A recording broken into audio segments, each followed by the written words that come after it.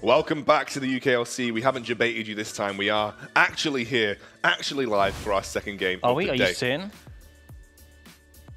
I don't know. Anyway, we're here for MnM taking on Enclave. I'm joined by Gragas, and we are going to jump into this next game. We're going to jump into this next game with MnM and Enclave. It's going to be a close one. I love you, mate. Come on. Bring it in. Yeah, okay. Like, okay. You can hug me with my big belly. I don't know. You're really huggable. Oh, thank you. It must be all those beer cakes that you drink. Yeah, absolutely. Right, this is going to be a close one, though. I think we've talked a little bit about it, like the power level of these teams. MnM have had a great last few weeks. They were Tower champions. They then beat Fnatic. And I think in general they've been on the upward trajectory just a little bit. Enclave, they were upwards and then they started to decline just a little bit more. So I think overall these two teams could go either way. I think you rated this at 60-40 in favor of MnM, but that really kind of is quite close in terms of when you look at league statistics and odds. Yeah, I mean, I think Enclave have been pretty solid. They've had some really good games, but they haven't quite found their stride, apart from that game against Fnatic Rising, but that was just coming off the back of MnM beating them. I haven't seen them come out in a game and think, wow, these guys are really top of the league, but they have had some solid performances, so I think this will be the big test for them. I think if they can walk over MnM here, that will really say, okay, these guys are here to play. But MnM so far, I mean, getting the Tower Championship off Fnatic was a pretty big thing. They had that massive run in week 3, I believe, so they've had a lot of good performances, but also some not so good ones. They've had some performances where I've been a bit like, why did you pick that? Why did you play like that? So, you know, as long as you don't see nulties at least, should be pretty good. So we're going to be looking at, I think, primarily jungle mid for Enclave. That's kind of been where they've rotated things around. And then we're going to have to relay that over to the side of MnM, which has always been really about Monk for the most part. Monk has been one of the stand-up performers for MnM. But then we've got to look at their jungle mid combo and how they're going to keep up with Enclave. Yeah. Where do you think the strengths and weaknesses of both of these teams are lying? I think the big difference is that Wiseek has always been really strong in the early game. Yes. Mid-game has fallen off a bit in some areas. So that might be a bit of a concern for me. And I think often they have these team fights in the mid to late game where the execution is just not quite there. So I'd probably be looking at MnM to, I mean, they've had great team fights when they played around Monk.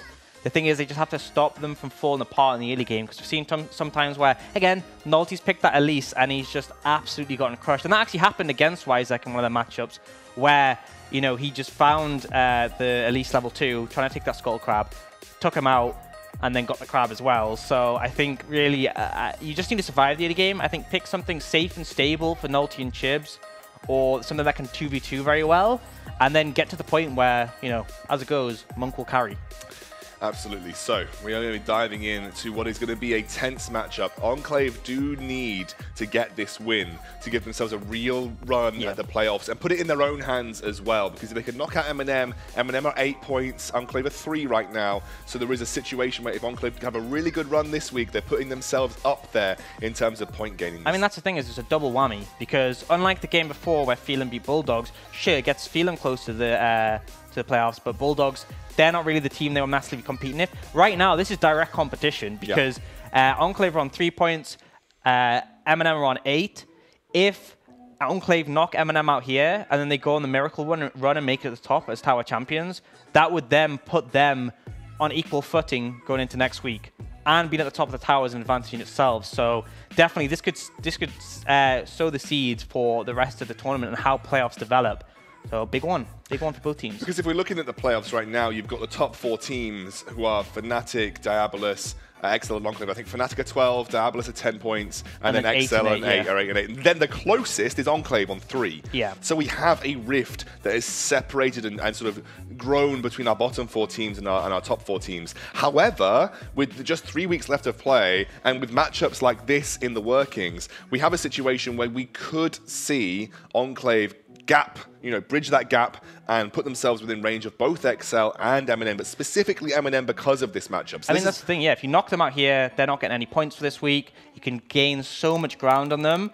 And then, I mean, if you get all 5 points, you'll have essentially equalized in just that 1 week. And then also, you're guaranteed 3 points next week from being the Tower champion. So you put yourself in a really good position. But it all comes down to this first game. They have to win this one to get anywhere. And I think it's going to be a close one, but crucially, I think one of the advantages that Enclave had against Fnatic was they picked that Nico Eddy carry, which was very strong. I think they were the first ones to pick it up. No one else really was that interested. Now I think every team is aware of it. I don't think it's going to be given over as easily, and it sort of raises the question, without that power pick, because obviously we know they have a strong mid-jungle. Governor's been really stepping up recently, and Raisins has been really solid, but I feel like if you don't have a pick for Kevo where he's just a complete super late game win condition, what happens when we get late and Monk's on something that offers that? Yeah, I agree. I think if you're looking at the Kevo Monk matchup, you're looking at Monk and saying probably arguably the stronger AD carry out of the two of them. Yeah, I think that's fair. And I think obviously Nico has now been fixed on live, I believe. She's had like a hot fix to the way that her damage works. Not on 9.4. Not on 9.4. So we still, he's been getting banned. It was banned in the first game. I expected to see a pretty permanent red side ban because in the last week we saw only Enclave pick it up, but then teams were wary of it. Now every team's aware of its strength, and I think the crucial thing is that it can flex as well. You can play in that top lane pretty well as a split pusher, similar to sort of like the AD Kennen we used to have. Yes. And it's just so hard to deal with. So I think it's going to get banned pretty quickly off the table. We'll have to see if Enclave have something else to offer in sort of spicy picks. Well, we'll see as we are into picks and bans between MnM and Enclave. And the first ban is going to be targeted right at Visek. It is going to be his Kindred taken off the table. Something that we know he is a very strong performer on. And again, immediate target bans coming through. The Yorick coming through Governor doesn't feel like he was as comfortable on that, I think, compared to his usual champ pool. Yep. And taking that away from Mummus as well, that makes a lot of sense. I mean, that would be the concern for me, is that Mummus can go on a big split push and run. I think that's the thing, is that MnM have a variety of win conditions, where for Enclave, you're really seeing that like in the early mid game, Wisek and Warzy carry, and then later on it's more on Kevo. But I haven't seen them sort of do as much as MnM have in providing a carry a game for any person on the roster to carry. 2 target bans towards the mid-jungle combo of Visek and Vorsi. Understandably. Understandably. I mean, his Zoe was monstrous. His Zoe was disgusting, and I'm very glad to see that taken off the table for MnM. Chibs does not feel as comfortable going up against Vorsi's Zoe, and why would you? It is a very strong pick for him, and I think MnM just taking out some of those key comfort picks, because that's what Phelan did last game, by the way. It was comfort all the way, and it worked for them. It was a little bit rocky. The road wasn't quite smooth, but they made it through that game, and they are now finding themselves in our draw for tomorrow. So MnM sort of trying to eliminate some of those comfort picks for pretty much everybody, with Jarvan being taken off the board as well. Mummus doesn't either want to play that or give Governor the pleasure of just having that easy champ to play. Yeah, he's been really solid on that Jarvan, and I think Jarvan Galio is a combo we saw a lot of priority on last week. The Galio is still open without Jarvan. It's not quite as much strength. And on the other side, Enclave banning away that Aurelia, which you've seen Chibs consistently want to play in the mid lane, and then MnM looking at that Galio, which is a good denial from Raisins as well. And it's a bit of an interesting one because Shogun hasn't shied away from playmakers, but he's very much been a thresh man in the last couple of weeks. But now he's going for that Galio, which, again, good denial to Raisins. You're going to see what Enclave take on this rotation in order just to respond to that. There's still stuff like the Rek'Sai available. You still have the Lucian up, which is a pretty solid AD carry pick, but isn't going to do as well later on. Comes down to what they want to prioritize. Do Enclave think they can snowball things away with the Lucian coming through? It tells us that they are focusing towards that mid-game snowball type of composition. There is a potential pick coming through. Rise does get locked in here, so what do you make of the Rise? I'm almost certain that's not a Governor top lane Rise. I'm assuming that's going to go straight over to Vorsi. I'm a really big fan of the Rise. I think it's really good for kiting back and also pinning down targets. I've seen a couple more builds. A lot of people prioritizing Rylai's on him now. And we've seen the Righteous Glory. The Righteous Glory as well. It basically just means like you're so tanky, you're essentially a root bot, but you also pump out a lot of damage. You've got a lot of base damage on Rise, yeah. And also because of the mana, so you pump out a lot of damage and you can just chase people down. And I think like in a long lane, if you're split pushing as a Rise, I mean, this is true even without that build, you can run people down pretty effectively, and it gives them that 1-3-1 win condition if they get into the later stages. Also gives them a really good way to solidify engage. If you go Righteous Glory Rise, you've got an engage tool with the Rise. I mean, you can Righteous Glory your team in some way, you know, especially when you're running with a mid-game composition like Lucian, and maybe you want to force the issue. We saw it with, it was like a Cassiopeia Rise where they both went Rylai's Righteous Glory. That was the Misfits game, I believe, where they Forbiven and was it Hans Summer? They went for the Cassio Rise. I didn't quite get it on the Cassio, but it was like I think they wanted to snowball that game. They wanted to be able to just. And I think it's just champions already pump out so much damage already. We do see the Lissandra and the Kai'Sa locked in. So Kai'Sa is something the Monk has definitely favored when he's not on that Cogmore. Yeah. And then the Lissandra, Chibs has been really solid on this. Got MVP in his first competitive game ever, which was in the UKLC, but that does give over the Braum. So that Lucian Braum quite solid bot lane. But interestingly, we've talked so much about the jungler because Wisek has that massive impact, but they've decided to leave him to the second rotation. So we're going to be interested to see what he picks up. That Rek'Sai's still available right now. Yeah, do we think MnM have got more target bans for Visek, or do you think we're just very happy to say, okay, we can put bans towards Governor, we can put, I mean, who actually, to be fair, I mean, I think if you're Enclave and MnM, you're probably going to try and limit top lane for Enclave to make sure you're not facing up anything that makes Governor uncomfortable. I think if you're MnM, you're doing what you're seeing here, which is limiting that Visek. Yeah, I think so. I mean, the early game pressure from Visek is what really popped off.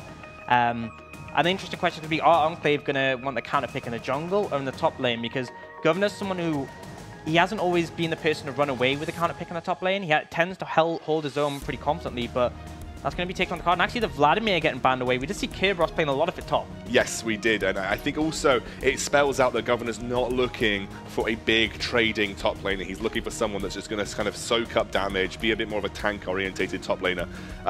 With the Jason, the Vladimir ban, you know that you're not looking for someone that's going to be looking to be effective in trades. So yeah, I think that probably spells to me that Enclave are going to be picking their top laner and then giving the last pick over to their jungler. I assume with the way this has panned out. Yeah, I mean, it's up to them. It depends. Do they want it? I mean, I would personally, just based on how Enclave tend to play, but we've seen some mixed things. I wouldn't have expected to see Governor Yorick before the split, but he brought it out. So it comes down to where they want to put their sort of the weight on to carry. And up until now, it's always been Wisek. So it would make sense to me if they pick a sort of stable top laner here and then went to the jungle. But no, okay, they're opting there. They're putting their faith in the Governor basket. So they're going for the Sejuani, which works well with the Braum. It gives a lot of CC potential and good team fighting. I mean, to me, if you look at Enclave's composition, this is you pick one target and they die. Yeah. They have so much single target damage and lockdown. It's very difficult to play against. And it'll be interesting to see, oh, you know what champion does good against single target lockdown? Solaf. Solaf, yeah. He's pretty good against single target lockdown because he has his ultimate, which makes him unCCable. So makes sense to pick that out here. And then seeing...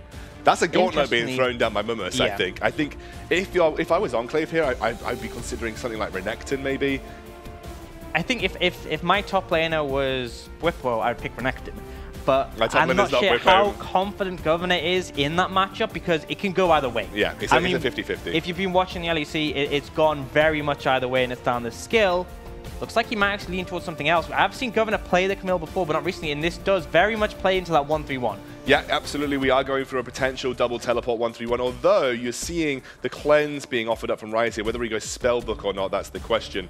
But he's got the cleanse right now, and I guess that is very sensible versus Alessandra. Yeah, to sort of reduce that split push potential, but the theory is you can still put the Rise top and then put the Camille bot lane, so you're focused on that when you're focusing on the Baron.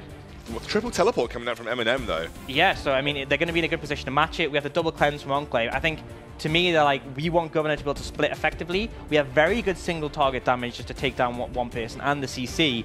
But for MnM, is that they have such good dive. Like, their dive is just insane. You get Mummus and Nulti and Chibs running on the back line, you could instantly have the bot lane follow up with their long-range ultimates. If you get on top of that Ryze, you get on top of that Lucian, they just die so quickly.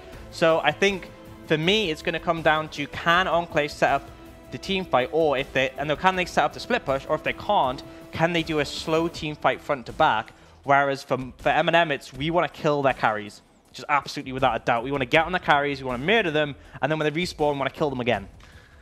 So, this is a bit of a change of pace for Enclave, because this is actually a composition that has given Governor more responsibility than I think he's ever had in an Enclave composition. Do we think that is a good move for Enclave? Yeah, I mean, I think going off how the recent weeks have gone, I think, again, you asked me this question before the split, and I was critical in some ways of Governor because I felt like he was unconfident to play carries and take those difficult matchups. This isn't the easiest matchup for the Camille, but she scales very well out of it, and he's gone, look, guys, trust me. So clearly, we saw last week he was doing better on the Jarvan. He's finding his confidence, which is good to see, and now his team have gone, look, we trust you. We're putting the game on your shoulders. And obviously, there are other tools from the other members, but to put Wisek, who's been so strong early, on the Sejuani is very much a change of pace. So it'll be interesting to see how it plays out. So, diving into MnM versus Enclave, kind of touched on the 1-3-1 split push win condition with the front to back of Enclave. Let's take a look at MnM. You've talked about dive from them. Dive. They also scale really well, though, as well. Dive.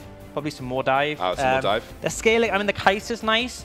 But the rest of them, I mean, Lissandra in the very late game, Lissandra in the late game against a Ryze isn't going to have as much impact, especially when people start to pick up, well, they already have cleanses, but more defensives.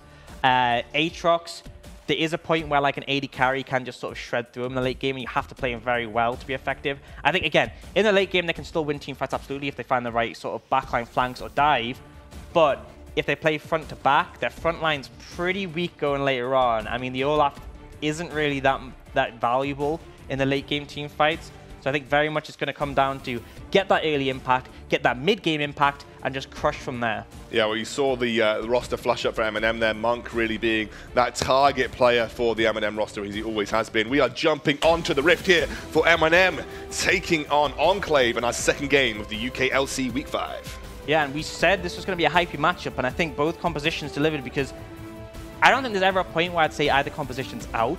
Because if Bulldogs find that miracle dive onto the backline of Phelan, there's always potential for them to sort of challenge them. And I think, although Camille's going to be great in the split later on, there's not a point where like Aatrox is useless unless he's put really far behind. I mean, he can still do pretty good damage in the trade, and especially with his ult, he's not the easiest person to dive in the world. So we're starting things off here. It's very defensive lines. Nothing. I mean, we haven't really seen much crazy level 1s at all, or many crazy level 1s at all in the UKLC.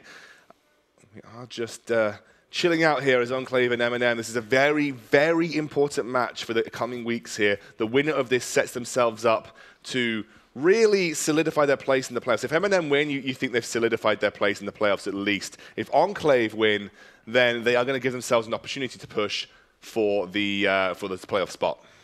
Yeah, fortunately, you do have the wrong names at the top. We'll get those changed pretty quickly. Don't worry about that. But it is MnM against Enclave, as you can see from the side. So, like you said, both teams going for a bit of a slow start. We will see. Said you want to start on that blue and Nulti actually starting with the Raptors camp. Pretty easy to clear as Yola with those cleavers. But interesting to see the pattern, because what this says to me is that Nulti might go for the Raptors, red, and then Krog start, or alternatively he could head towards that Scuttle.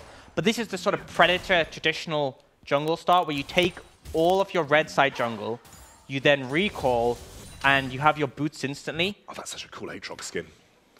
Okay, we've got Diablo here for an interview. I think we're literally interviewing the floating head from Diabolus.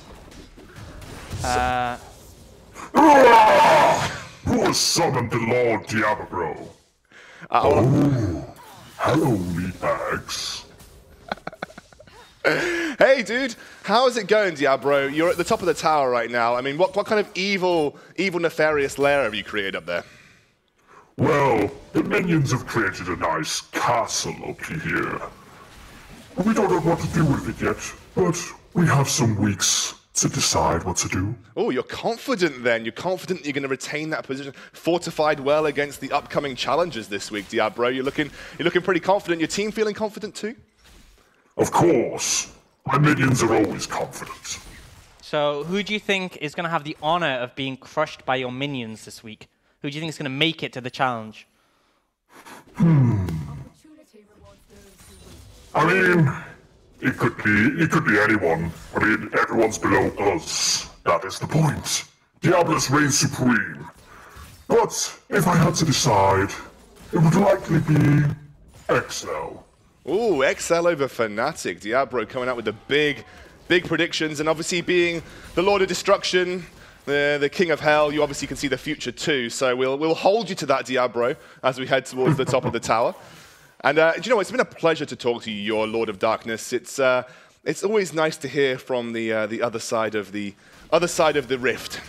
How's the weather there? Absolutely.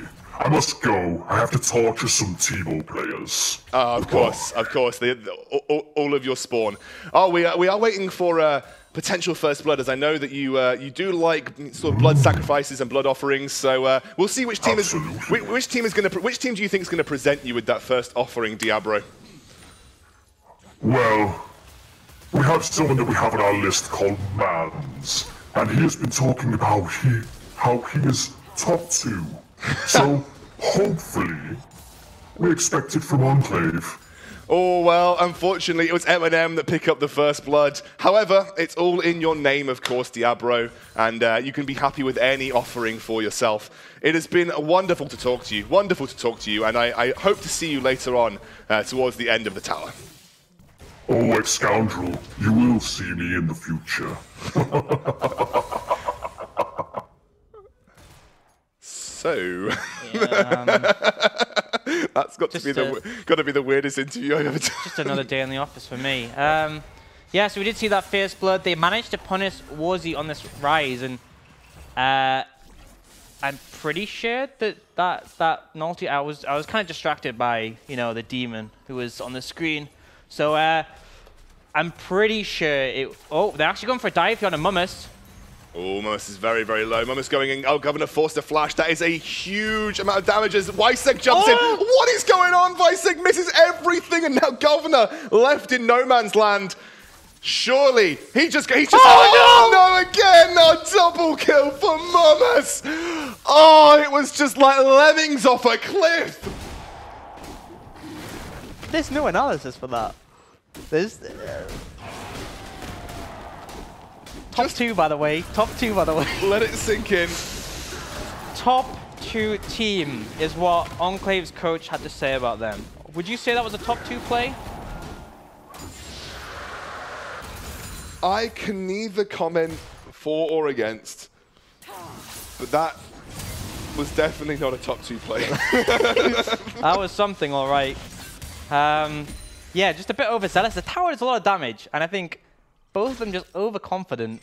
Look at that disgusting pickup from Mummus on his first back, Kindle Gem and Hammer. So we talked about how obviously Camille scales pretty well in the split push. You have to actually get gold for that to happen. Oh, this is good. Governor's lane's done. Yep. Unfortunately. Oh, sorry, I'm just getting. The referee says there's been a decision. No, Enclave can't FF at 6 minutes, unfortunately. Oh God. Where do we go from here? Where do we go from here? Well, they can still fight front to back pretty well. When you're playing 4v5? It's not over till it's over, okay? No, that's true. That's true. It was funny to see. It's funny to laugh about. But there's still some hope. They still have that rise. They still have the Sejuani Braum and the team fight. We scale better, guys. We scale better. Just gotta get to late game. Wait for late game. Just wait for late game. It was just unlucky. But a top laner wins early. Happens. I've had games that have gone worse than this, arguably, and still managed to win. Sure, of course. Nulty now looking to punish that as, oh my word, they are looking to rub salt in the wounds. Governor has got nothing to do. The ultimate is up for Chibs. Absolutely decimated here as the ultimate comes through. He's just dead. That is, oh, goodness me. And that is probably going to be a tower take with all of that that plating too, as well as... They'll get a lot of plating. I'm not sure if they'll get the tower, but they've got so many minions.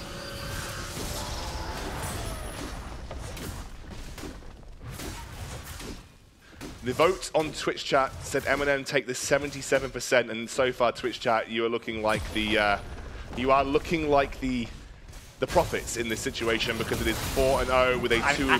I just want to see what Mumma's Baxton gets. He got so much gold there. He already had a lot.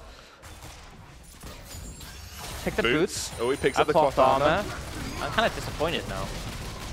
Nothing too fancy. Nothing too fancy. I'm very disappointed. I think they intentionally left that tower up. I'm wondering whether they just want to continue to exploit Governor now, who's on a double longsword. I think there's two factors. One, you might be a bit of an overstay to take that now, because Governor would be coming back, and if Weissek was there as well, it could be dicey. But also, as you said, this now leaves Governor in a really vulnerable position.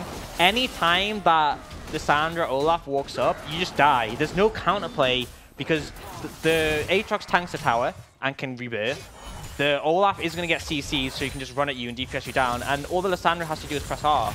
So there really isn't much of a counterplay, but Weissek's back top, and I think he might look for something here. Oh, the interrupt. Oh, and the hook shot. That's so unfortunate. And Mummus knows because Governor was playing way too aggressive for someone that is, almost 20 CS down, a huge amount of gold down as well. And he's just going to try and freeze this lane. There's the engage there from Governor. There's the ultimate coming in from Weissek. They're going to try and get the freeze up. I think they'll get the kill. The shutdown does go over to the Sejuani. Maybe not ideal for where you want the goal to be placed, but that is a nice shutdown onto Mummus. Yeah, and just a bit of a misplay from Mummus. I mean, he didn't have ult. He saw how aggressive Governor was being. I think that should have clued you up, as you said, to back off and play it safer. But in the end, he just ends up going down and giving a big shutdown goal over. So, it's not over yet for Enclave. They still very much have hope. but are now at a bit of a gold deficit, so they're going to have to bring things back still, even after that play top lane.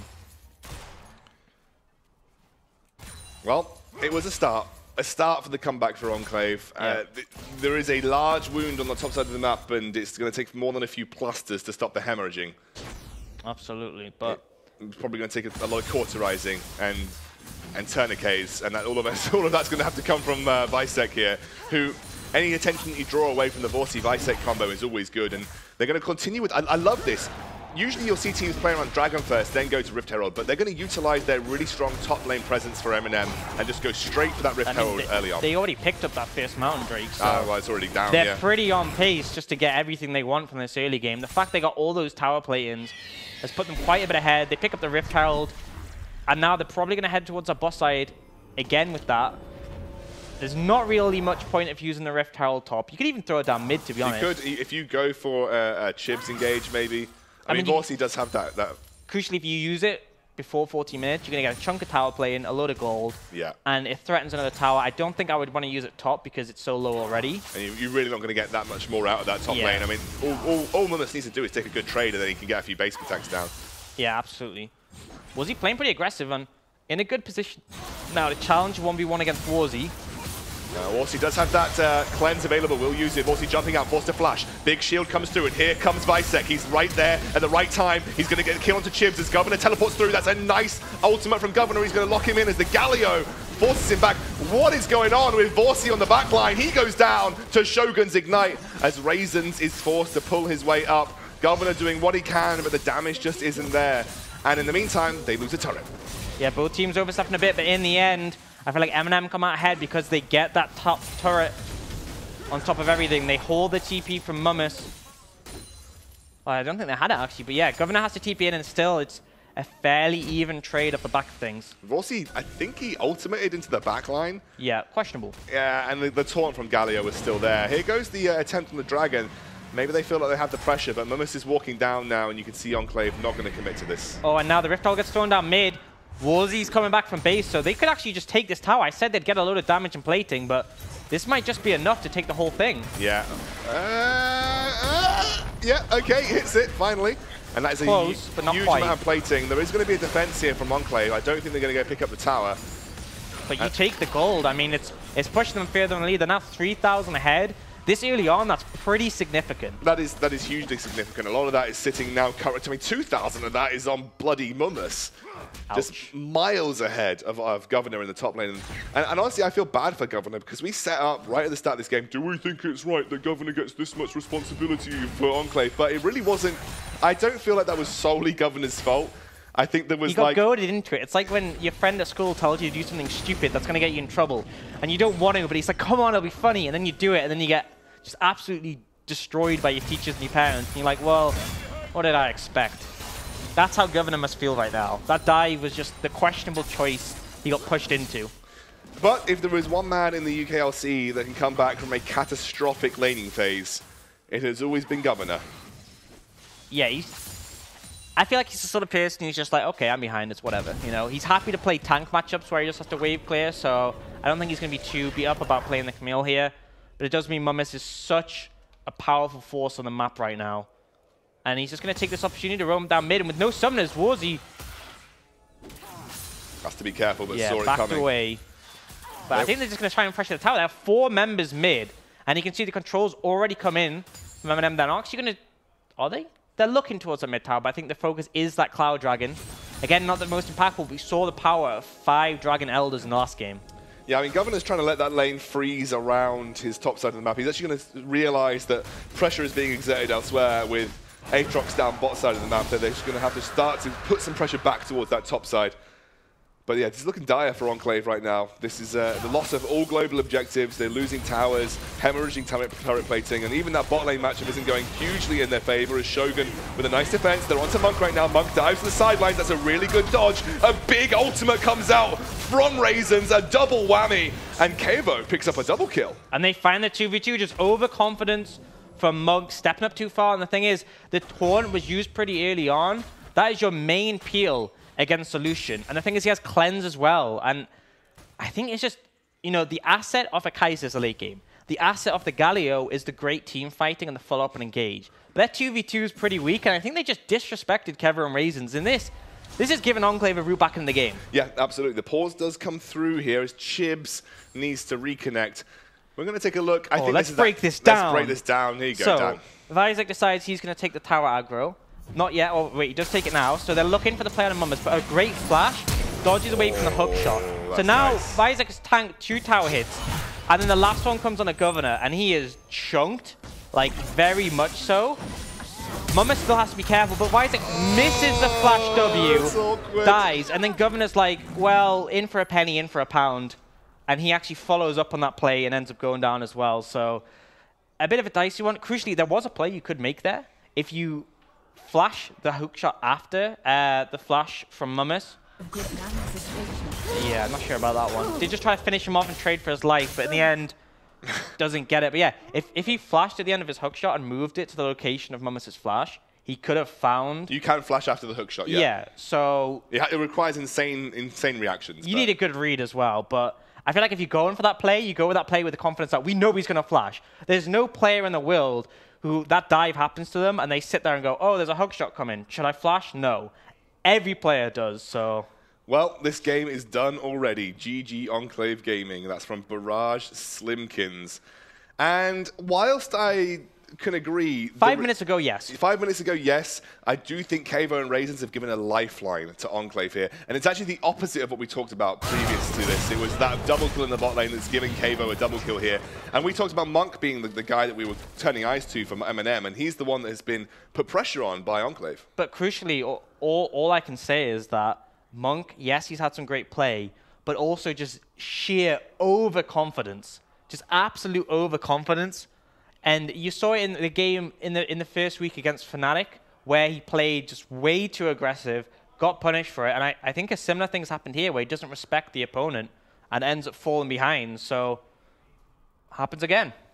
We are just waiting for this pause with Chibs. Unfortunately, not quite in the game. A little bit of a reconnect situation going on, but Enclave, they're not out of it yet. I mean, in almost... Just going to quickly scoot my chair off the screen. Is there a chair? Yeah, there's a chair there. Just doing this. I'm going to scoot that off the screen. Yeah, obviously, a situation where your top laner goes that far behind early on, you give a double kill over to Aatrox. Replay has resumed. I'm going to bring my chair back. Okay. I got baited. Wow, you sit down while you cast? I sit down while I do everything. Effort. Yeah, that's fair. We are old men here. We are.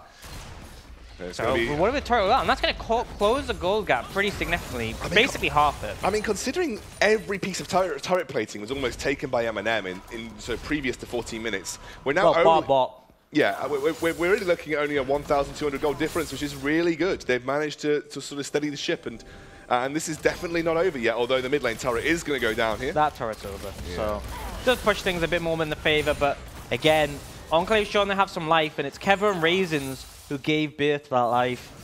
Question is, can they keep things going, especially with that huge discrepancy top? I mean, you have the 30% CDR already from the Aatrox, plenty more if he has in his runes, which I'm guessing he does. So getting towards that 40% point, it's going to be so hard to deal with. And now MnM are grouping up as 5, and they just want to keep pressuring these outer towers. Last one is here to go down. Yeah, a really good move from MnM. They're just constantly looking to take advantages where they can, with Governor really just trying to freeze in the top lane for the most part. It does leave one lane completely dead for Enclave, and that allows MnM to have the run of the field. They're even going to go for the tier 2 on this bottom side of the map, with Kavo being top, no teleport on the Lucian, of course.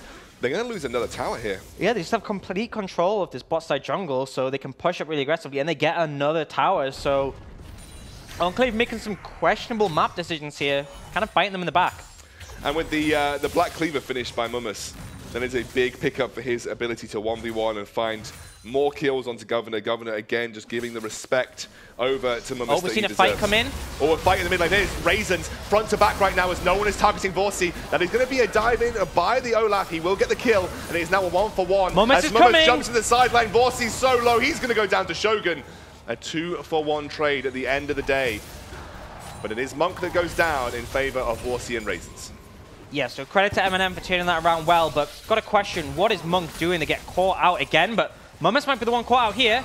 Oh, they get a big hit. That was a little bit of a mismatch between Kavo. He does have the ultimate churning in. A big taunt goes in. Kavo in the middle. Not where you want to be as a Lucian, but he does get the kill onto Aatrox. A little bit messy from Enclave, but at least they get something out of the rubble. They're buying time is a crucial thing, is that they were just losing gold across the map. At least they're stalling things out somewhat by doing this, but still it's not the greatest situation to be in. And I'm still getting a lot of gold. But crucially, Monk just has been completely falling on his face for these plays for Enclave. You know, he died in that 2v2 bot by overstepping. And then there, I mean, we didn't see because it was off camera, but I'm guessing he just got caught by the ult of Sejuani. Look at the item difference. Look at the item difference between Lucian and Monk right now. I mean, look at the CS and the kill difference. This is where the gap is really developing. It was what is keeping Enclave in this game. Yeah, I think you're hitting the nail on the head there.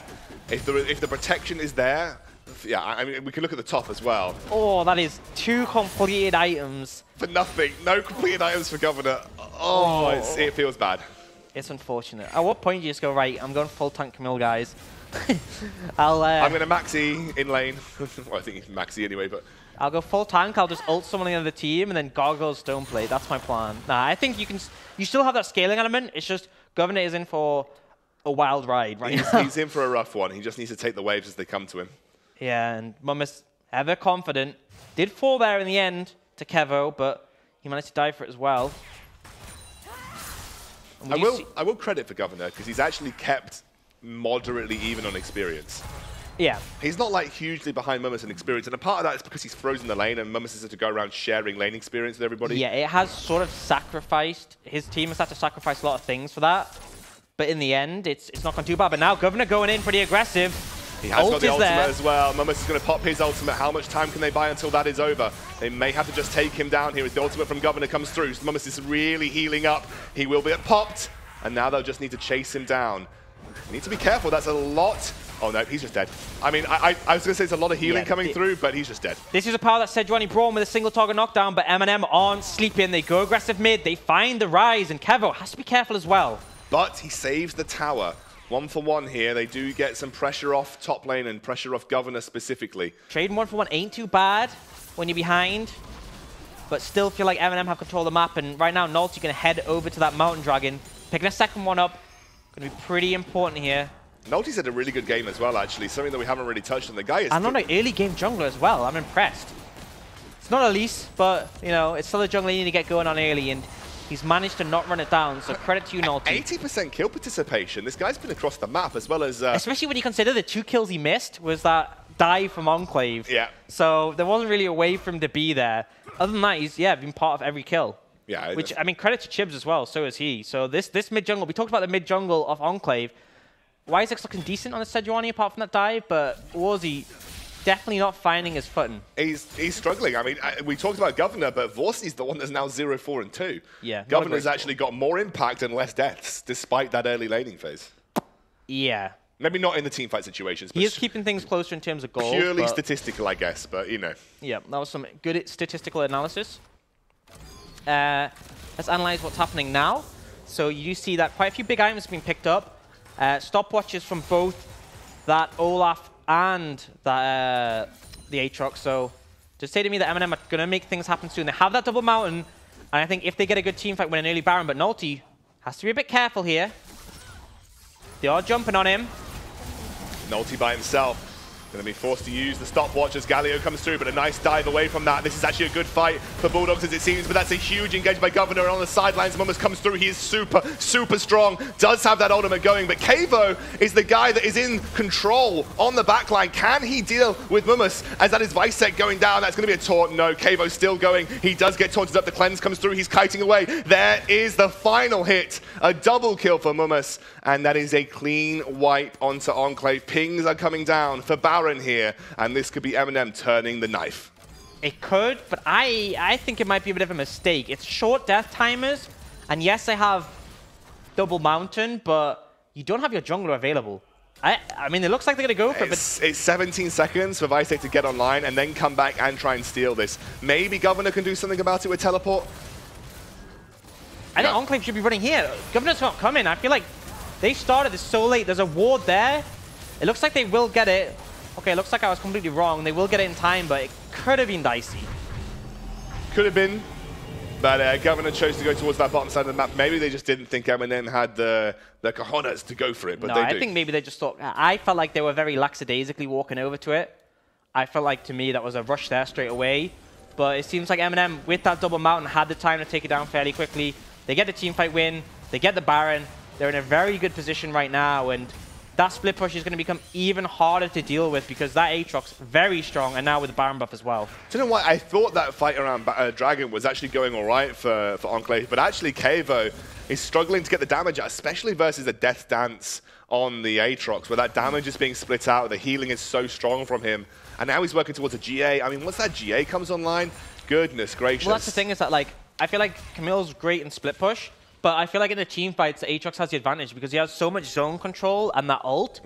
It's just so hard to do anything against him when he's running at you because even if you kill him, he's going to come back alive, and he has so much damage right now. And the crucial thing is Enclave look for a pick on the Olaf. The Olaf had stopwatch, and he's an Olaf. So what do you think the Olaf does? He's going to dodge away from the CC with his ult, and then he just popped the stopwatch and sport so much time. It just seemed like a doomed attempt from the start. I can understand why Enclave wanted to go for it, but they had great success picking Monk. Stick picking him, not the Olaf. I mean, he's got Redemption and Gargoyle Stoneplate as well. I mean, this guy's just not going to die very easily whatsoever. And with especially when you look at the team comp at MnM, they have 3 teleports. You have the Kai'Sa and the Galio who can get there from semi-global range, I'll say. It's very hard to sort of make an engage happen and not have all of MnM turn up. The triple threat, the 1-3-1 now coming out from MnM as they push every lane in for Enclave, and no lanes from Enclave are strong enough to respond to this right now, especially with their Baron push. Mummus just doing insane damage as Visek is threatening but not really converting any pressure on this bottom side of the map. Yeah, absolutely. Looks like they will play things slow, waiting for the waves, but I think that's the way to do it. You still have to be careful. Monk got caught out before. You don't want that to happen again. You see this bird's eye view right now, what's going on, and Mummus very happy to just let the cannon minion do the work. Here comes the Redemption in the mid lane. Mummus not going to actually commit right now because he's very close to getting that turret. I mean, crucially, when Visek used his ult there, only caught Shogun, and all they used was Redemption to get away from that. So, a pretty favorable situation. The minion's going to take down that bot tower, and the pressure's going to keep getting applied here. Monk is pulling the minions in, but now Enclave are torn. They want to defend that bot lane inhibitor, but they're going to have to defend mid as well. And it's Mummus now trying to 1v2 on the sidelines. Here goes that push into the middle side of the map. Kavo actually doing some significant damage as the ultimate comes out. Baron minions are blocking it up, but Enclave are holding on to their base with dear life. 10,000 gold, almost the disadvantage right now for Enclave, but they are doing their best to keep things level pegging. Yeah, absolutely. Chib's not able to get too much pressure in the top lane against Arise, but Mummus doing so much here bot, and the next wave coming mid, this is when things really start to get dicey. Chib's moving over, they're going to look for the engage. Oh, Kavo there got touched just a little bit, but it is going to be the inhibitor turret going down. There should be 2 inhibitors in favor of MnM, and this really opens up the floodgates. The floodgates for MnM to potentially take this win. And remember, if MnM take this win, they put themselves a mile ahead of Enclave in terms of points this week, and that may be too much for Enclave to be able to claim back from. Yeah, especially because MnM are the ones favored here. They already have that 8 points. Enclave are the ones on 3. Enclave needed to make things happen this week if they wanted to realistically get to playoffs. So them going down here could be disastrous, but it's not over yet. I know it's easy to say that, but if you look at the composition of Enclave, if they find an opportunity where MnM oversteps, they try and dive too deep, they kite back effectively, there is still a scenario where Enclave wins the team fight, which is why I expect MnM are going to play a slow game from here. They have the triple mountain, they have the super minions pushing in bottom mid. If I was them, I'd just play it slow, get the Baron, and then use that to get it. You don't need to overforce, because that's where they could lose this one. Governor finally has his Triforce at 26 minutes into the game. With the better late than never. The inhibitor timer is coming up, and you can see Baron spawning in 1 minute 30. There is a 3-minute discrepancy between the bot lane inhibitor and the mid lane inhibitor, which just means you have 3 minutes of free pressure for MnM to wait it out and go for the next Baron. And that really will be the nail in the coffin for the Enclave roster. Yeah, so you're torn in a difficult situation. Do you try and steal the Baron, which by all means MnM should stop from happening, but you might find the opportunity, maybe with like a Miracle Realm Warp to get Visek there? Or do you just try and defend your base and hope that MnM overstep, but essentially just forfeit that Baron when it spawns? I mean, Kavo is still slightly ahead in terms of itemization. He's gone for the Phantom Dancer, now working towards what I imagine will be the Infinity Edge. That's an ultimate. They found him onto the backline, but it's a great ultimate from Monk. Wham! Bam! Slam from MnM as they take through Enclave. Kavo jumps over the wall, but Shogun is now going to kite him out. This actually is fairly even as the Governor now is forced back. Vorsi as well. It's a 1-for-3 situation right now as Vorsi trying to kite backwards versus Mummus. This isn't actually over. Kevo is really healthy as Chibs now forces into that Zhonya's. He's on the back line, gets knocked up. There's the taunt as well. Kevo does get the kill. He's shut down. He's still going for the moment as Governor can go through with Vorsi. What is going on right now? Enclave is turning it around. Vorsi and Governor. I cannot believe what I have just seen. Oh, and they're going to have to defend the base, but that was the one play Enclave could get to get back in this game. And we talked about it. We said MnM need to overstep. They need to find the miracle play, and they did. Visek with the blind Sejuani ult. There were 3 people walking past that, and he perfectly timed it to find Monk. They don't instantly kill Monk, but Kevo cleans up off the back, and then this Lucian is so strong. It was their way back in the game, and now MnM are going for a desperation Baron. I mean, I think it's pretty safe. It's a sneaky Baron. Because they don't know what's up. Right now, Enclave are defending the base, but they get it. It's secure. It's fine. But still, the fact that Enclave were able to find that team fight, get a ton of shutdown gold, it really is scary. And once again, Monk is the one who is potentially even costing his team the game if it gets any worse. I mean, how can you predict that, I guess? I mean, maybe QSS is on the cards for Monk at some point soon. Don't walk that way. Yeah, I suppose that you are putting yourself in an awkward position. But communicate with your teammates. Say, Shogun, walk in front of me. Yeah. That was a pinpoint blind Visek ultimate over the wall. That was incredible for him. And actually, props to Kavo in that fight. Aggressive, flashes after Monk, chases down Shogun. In the middle of that fight, still relevant. But this is the issue where when we get later on, Monk is the big late game carry. The rest of the team, if they get locked down by the CC from Enclave, and when we saw how much damage Warzy started to put out, and Kevo as well, if they go through the targets on MnM one at a time, lock them down, they can team fight very well. Crucially, it's hard to flank a team when they're in their own base. So MnM have got this Baron. They are pushing up top, but they have to be really careful because another lost team fight like that might mean things turn around in a big way. They're using that 1-3-1 again. They're using the advantage of their split pushes, the double teleport that they have, as well as the Baron minions to push through onto every single lane at this point in time. Vorsi now trying his best, but Visek, I mean, if Visek can find these kind of engages, this is great for Enclave. It does feel like you need more of those miracle plays, and I don't know how many miracles you're going to be gifted in a single game, as another turret falls now. Mummus and Chibs on the sideline. What can Enclave do here? Can they find a big Sejuani ultimate engage? That's the question. Yeah, it's going to come down to the wire. Enclave are looking for the opportunities. The last inhibitor's up and they go for the engage. Oh, Shogun's there on the front line. He's going to go down very low as Vorsi now as well. Kavo on the front line getting melted. Visek also very, very low, but it's Vorsi and Kavo doing what they can, but they just don't have the damage. Mummus comes through. Galio ultimate is there. That's a nice dodge by Governor, but it really is to no avail. Monk cleaning up. Governor going to go down at the end, and Mummus and the rest of the squad will pick up a win for MnM. It's really been told since the very start of this game. Yeah, and that is the difference between an engage onto Monk and an engage on the Shogun. Shogun takes all the CC and the damage. They don't even manage to kill him, and they will close things out fairly swiftly after that team fight. Whew, that was a roller coaster, like we said. Yeah, literally a roller coaster. Was right. I mean, it was mostly upwards for MnM, where there was a little dip when we got to that Enclave fight right towards the end. But MnM, very, I would say, handily take that win. That would be a very boring roller coaster to ride on. If you just went up, then went down a tiny bit, and then just up, and then that's it. MnM did have the advantage from the get-go.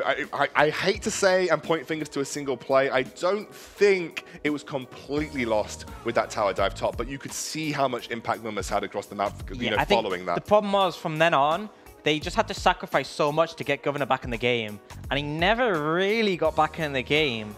And it just felt like Mummus had so much more presence, and then it was what MnM did with that. And even when I've seen times where MnM have questionable drafts, like against Phelan, their map movements are still pretty good, so you give them an advantage and they will run away with it, and that's what they did here. So credit to them, coming out strong. And you know, my prediction was 60-40 MnM. I think I was right. I'm more in line with Twitch chat's prediction here. That was like proper 70, 80 plus for MnM that game. It really didn't look that close. My prediction was right, therefore I am right. Of course. Just waiting on the MVP for that game, by the way. Who would it be for you? Who would be for me? I want to say, obviously, Mummus because of that play in the top lane, but I genuinely think I would probably give it to Nulty, just because he was so impactful across the map, in total. Not Monk is... Who would you give it to? Mummus or Nulty, but then... Yeah, I'd say probably Nulty, because I think Mummus made that great play, but they sort of, everything came from that, and that was more... Governor and Wyzek making a bad play. He played it well. Credit to him, absolutely. And he played the rest of the game out well. But I think Nulty just had so much presence on the map and really geared the team to victory. But it doesn't matter what we think, because our behind-the-scenes production will decide who the MVP is, and we will find out shortly. I'm not going to jump the gun too soon, because I don't want to do it like a break scenario where I'm we're just starting that MVP and then I start dancing randomly and then nothing happens. No, I'm not going to do that. So I'm waiting for confirmation on who that is. But I agree. I think because I almost think like Nulty was very understated that game. You didn't really see what he did, but he did a lot. He secured objectives. He probably was the one driving those forces when it came to getting those early dragons. The three mountain dragons just gave them that ability to just duo Drake. Mountain dragons are pretty good. The mountain dragons are pretty solid. They're pretty good to have. I would almost argue it's maybe strongest Drake in the game right now. I think since the changes, because it used to be like the first mountain dragon used to be 10%, and then they made it 16%. And then, for example, Infernal went from like 8 to 10. So it was a tiny increase. But the first mountain is so much different. And the one downside to a mountain dragon is if you don't get on those objectives, it's pretty useless. Yeah. But when you want to do them, it just makes it so much faster. So the odds are on that MnM are likely going to pick up either XL or Fnatic just based on 66% chance of getting one of those two draws, right? They can get one of three. Assuming they get through. Yeah, okay, assuming. I'm making like forward predictions based on what we assume is going to happen. Either they get XL or Fnatic or teams that beat XL and Fnatic. Yes, true. Yeah, okay. So, but let's say for prediction's sake, as most people are predicting that XL and Fnatic go through in these next two rounds, they get those two. Do you think that this MnM is going to be good enough to beat XL and Fnatic comfortably? Well, based on how Fnatic and XL have been playing last week, yes. Sure. Yeah. Well, we do have the MVP, and it is going to be Mummus that game, 737 on the Aatrox. And it really was off that spring of the play that he made in the top lane where the double kill came through early on. But he capitalized so well. Yeah, he did. He turned that into an advantage in the side lane. He really put the pressure on the Governor. And when Governor was left freezing the lane, he rotated and he made things happen. I think, it's definitely a big unsung hero. May well be Nulty. You can vote for that. It will be available later today on our Twitter, LVP UK. But yeah, Mummus deserves it. I think we were sort of playing devil's advocate, being like, who else? But, most of us were thinking that Mummus would get the MVP. Yeah, that was the obvious choice for good reason. He played it pretty well. Pretty solid Aatrox. So we're going to be going shortly into a break. Next is going to be up XL taking on Barrage. So don't go anywhere, because XL have not looked hot over the last 2 weeks, and Barrage are a team that can definitely force an upset. We are going to be going to a short break. See you soon.